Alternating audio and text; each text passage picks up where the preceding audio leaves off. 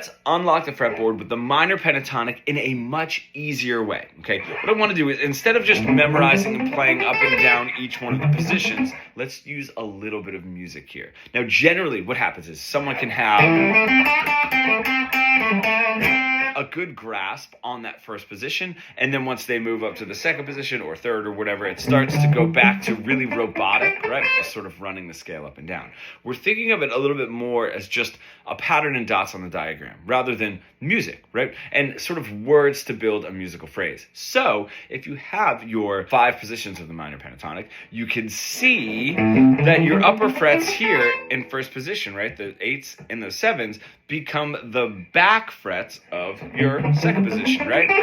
Your upper frets of your second position, right? All those 10s and the 9 on the G string become your back set of this position. They walk themselves up, right? That's sort of how it moves. If we can think that when we're playing a musical phrase, something easy at first. Right? Okay, I can say, all right, that's my upper fret.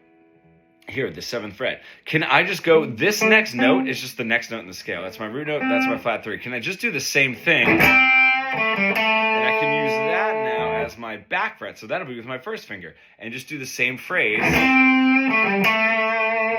Now those upper frets, that becomes the back fret of this phrase. And I'm moving something musical and easy throughout those positions, right, as I'm looking at them. And they become less patterns and dots on a diagram and a little bit more of a musical meaning. Now, the best part, too, is if I just come up with a longer phrase that spans more of the pentatonic,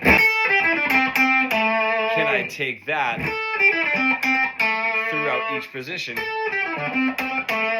right, and so forth, right? And this will just open it up a little bit more, and we can see it as a musical piece, right, rather than just those patterns, dots on a diagram, and that's what keeps us trapped in a really robotic, boring pentatonic plateau.